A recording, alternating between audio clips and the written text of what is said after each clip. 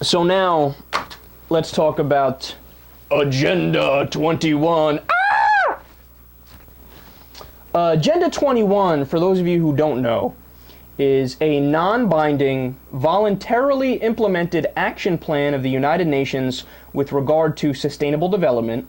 It is a product of the UN Conference on Environment and Development held in Rio de Janeiro, Brazil, in the year 1992. It is an action agenda for the UN, other multilateral organizations, and individual governments around the world that can be executed at local, national, and global levels. Okay? Now, just one more time, let me read the first line because I feel like that's the most important line. Agenda 21 is a non-binding, say it once more, non-binding, voluntarily implemented action plan of the United Nations. Okay?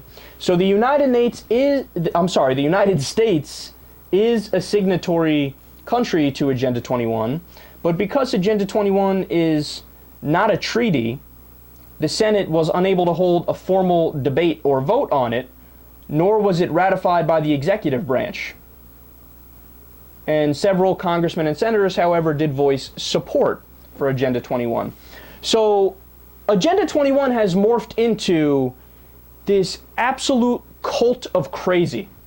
Okay, I want to be crystal clear about this because I don't want to beat around the bush and give lip service to the crazy conspiracy theorists who have blown this out of proportion to something it's just not, right? So Alex Jones is one of the leaders of this, talking about a guy who's a 9/11 truther. He literally thinks everything is a conspiracy, and he thinks Agenda 21 is a way to force the American people into hobbit homes. Yes, hobbit homes, not kidding. And Glenn Beck is big on the whole Agenda 21 conspiracy theory too. He thinks it's an attempt to get a one world government. Ah! By the way, if it was that, they're terrible at executing the plan. Why? Because it passed, or it was discussed and brought up originally in 1992.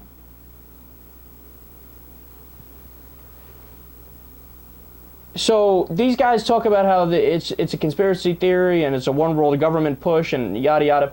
And as a result of this, a Republican legislator in Oklahoma has introduced a bill intended to target Agenda 21.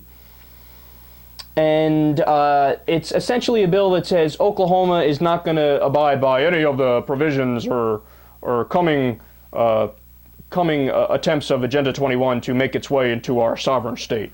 And Kansas did the same thing, Tennessee and Georgia also did the same thing a while back, and they proposed a bill to block the implementation of Agenda 21. And all right, this is, the reason why I'm talking about this is because nobody is allowed to use a false equivalency argument anymore. Nobody can say, yeah, you know, there's some crazy people on the right wing and there's some crazy people on the left wing, and so it's a wash. You know, the crazy is equally spread out, right? Now, are there crazy people on the left? Sure, absolutely. I'm very willing to admit that. Are the crazy people on the left as institutionalized and in the mainstream and actual politicians like the people on the right are? How's fuck no for an answer? When I read this article, I decided, you know what, let me do some research and make sure that I'm right about this. So I did a quick little Google search. You guys want to take a guess as to how many Democratic senators proposed legislation to look into whether or not 9/11 was an inside job?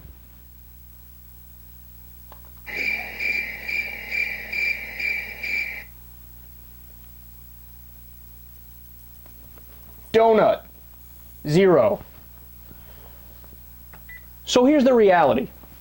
The conspiracy theorists on the left wing, and by the way, it's not like anybody who believes in the 9/11 truth movement is a liberal. Alex Jones is a conservative. He's a Christian.